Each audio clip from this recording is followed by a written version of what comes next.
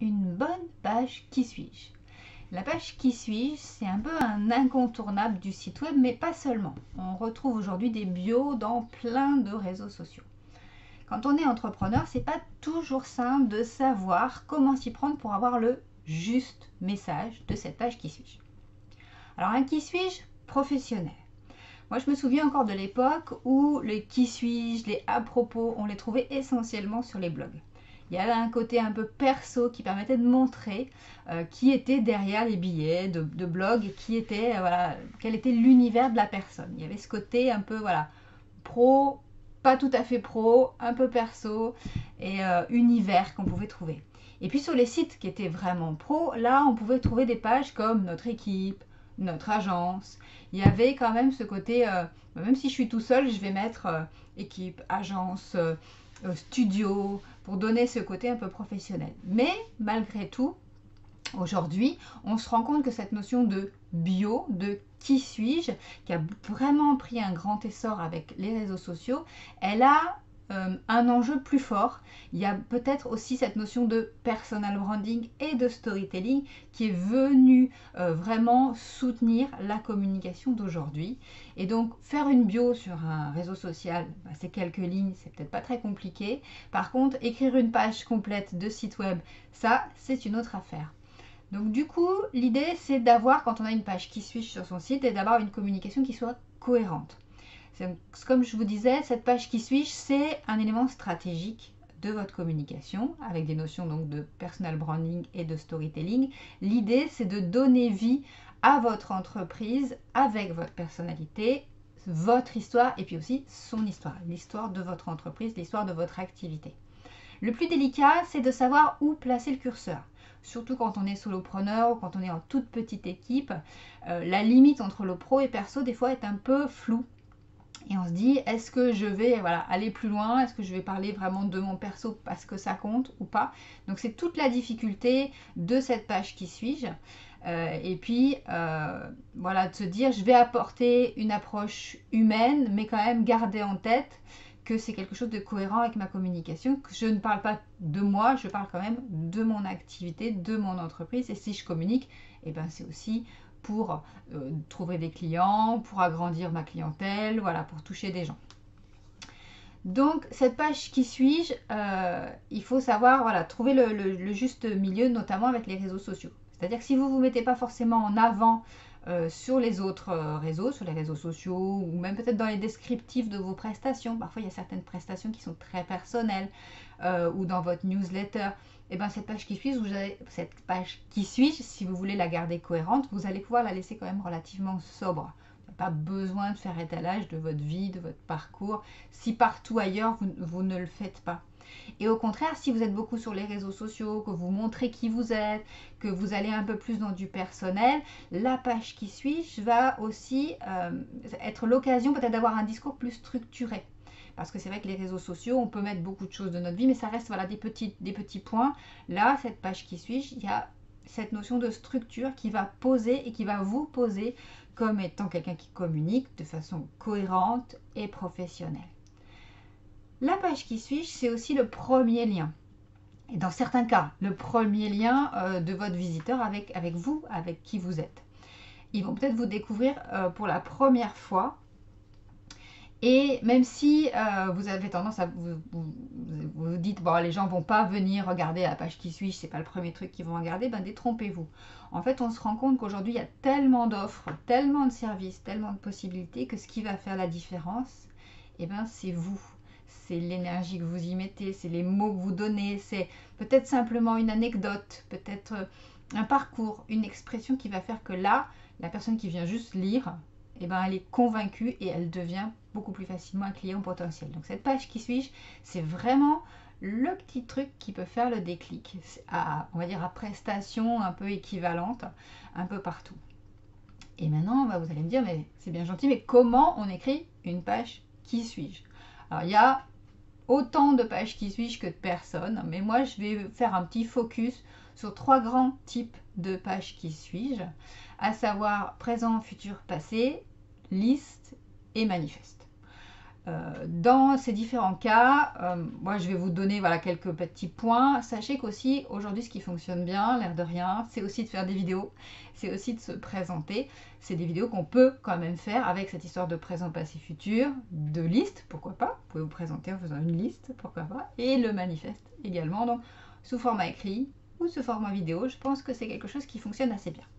Donc présent, futur, passé, qu'est-ce que c'est? C'est une façon de rassembler des idées, des faits pour vous connaître. En général, c'est ce que je propose à mes clients parce que c'est une méthode, en faisant présent, futur, passé, qui permet quand même de poser des bases et d'écrire plus facilement. Alors vous allez me dire pourquoi présent, futur, passé et pourquoi pas passé, présent, futur, qui serait plus logique et plus chronologique. En fait, c'est pas une biographie qu'on va écrire, c'est vraiment une page qui suis-je et la personne qui va tomber sur cette page, ce qu'elle veut, c'est voir qui vous êtes ici et maintenant. Et finalement, le passé, ça va servir à poser ce que vous êtes maintenant. Donc c'est pas le premier truc qu'on va avoir envie de lire, on va vraiment avoir envie d'avoir un déroulé de là, je suis qui. Et puis après, voilà, si vraiment l'historique, les formations l'intéressent, l'idée c'est d'arriver donc présent, futur, passé. Présent, c'est qui vous êtes aujourd'hui en tant que professionnel, qu'est-ce que ça implique, quelle est votre vision du métier, vos offres, vos engagements. Pas la peine non plus d'en faire beaucoup. L'idée c'est que la personne qui arrive sur cette page, qui voit là tout de suite, je suis un tel et je fais ci et je fais ça, c'est clair, c'est net, ça pose le cadre. Typiquement, moi, il y a ma notion d'ambassadrice de la slow communication. C'est qui je suis aujourd'hui. Et déjà, rien qu'avec ça, on me connaît. C'est pas ma prestation. Alors oui, je fais de la slow communication, mais je suis ambassadrice. Donc, c'est vraiment qui. Futur, l'idée, c'est de faire un peu rêver votre lecteur, votre visiteur, en commençant avec quelques phrases, quelques notions, aller faire un petit peu se projeter. Parler de ce que vous souhaitez pour eux, pour vous, pour votre activité et pourquoi pas pour le monde.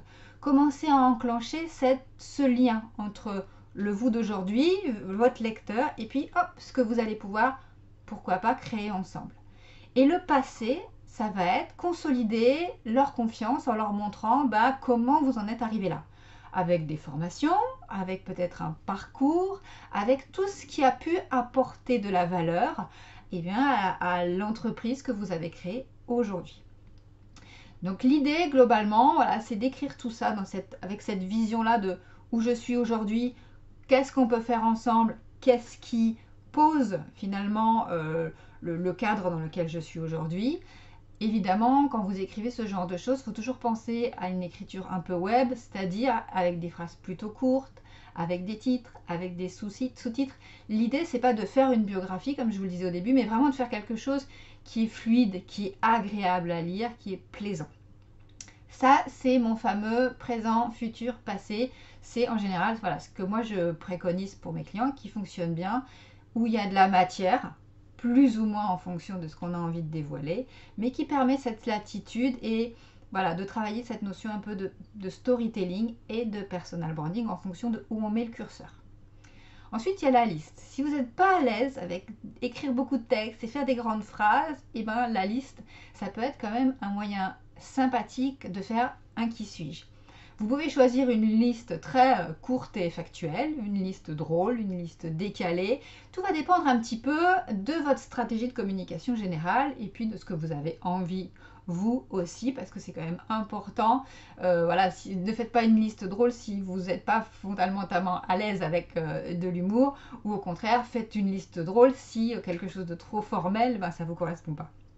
Vous pouvez choisir des thématiques pour ça, par exemple les 10 choses que j'aime, faire un portrait chinois ou une liste à l'après-vert avec si j'étais une fleur je serais, si j'étais un animal je serais. Voilà, ça permet de laisser aussi à votre lecteur cette latitude à la fois d'imagination et puis de lien. Peut-être se dire, ah tiens, moi aussi j'aurais choisi ça, c'est intéressant. Voilà, en fonction des types de métiers que vous avez et d'offres que vous avez, ça peut aussi être intéressant de créer cet imaginaire, d'aller titiller un peu la créativité de vos lecteurs. Pourquoi pas? Moi, j'ai choisi de faire une liste dans ma page qui suis-je, en plus de petits textes. Cette liste, moi, je l'ai mis en haut de page en me disant, les gens qui arrivent, il y a quelques petits mots qui me permettent tout de suite d'ouvrir la porte sur un côté créatif, un côté technique, un côté communication. Et puis après, si on a envie d'en savoir plus sur moi, voilà, c'est en dessous. La liste peut se suffire elle-même ou être en plus d'un texte un peu plus approfondi. Et puis le troisième type de page qui suis-je en quelque sorte que je voulais vous montrer, c'est le manifeste. Alors le manifeste, moi dans mon cas, ça va être la page philosophie. On va aller parler, avoir une approche, on va dire, plus sur les convictions, sur les valeurs, que sur la personne à proprement parler. Le manifeste, ça fonctionne bien quand vous êtes une équipe. Parce que là, pour le coup, on ne va pas forcément mettre une histoire de personne en avant, mais voilà, quelque chose de commun, une ambition globale, commune, collective. L'idée, c'est de pouvoir, faire rentrer votre lecteur dans une certaine vision, lui faire adhérer à une certaine vision. Donc ça, c'est intéressant, mais il faut vraiment avoir suffisamment de recul, je pense, sur son activité, son positionnement, pour pouvoir faire un manifeste qui a vraiment du sens. Et c'est un très bon exercice. Dans l'article un peu plus bas, dans le texte, vous verrez, je vous ai mis quelques liens sur des manifestes que j'avais trouvés. C'est pas un exercice qu'on trouve si souvent, mais c'est quand même assez intéressant peut-être de le faire si effectivement vous êtes une équipe ou si vous ne voulez pas personnellement vous mettre en avant. Et puis tout en bas de l'article, à la fin de cette vidéo, vous trouverez aussi des liens vers des pages qui suis-je que j'ai pu monter pour mes clients sous différents formats. Donc effectivement, on a souvent mon fameux présent, futur, passé, mais ça peut vous donner aussi des idées de est-ce que c'est des choses très professionnelles, est-ce que c'est un peu aussi de personnel, en quoi le personnel apporte au professionnel, avec toujours cet objectif de créer un lien, de créer un pont entre vous et votre lecteur, entre vous et votre client potentiel. Voilà, j'espère que ces quelques petites explications, il n'y a pas de raison de dire qu'elles soient petites, elles ne sont pas petites. J'espère que ces quelques explications sur une bonne page qui suis-je vous auront donné envie d'aller créer une page qui suis-je qui soit unique et puis qui serve vraiment votre communication de façon globale.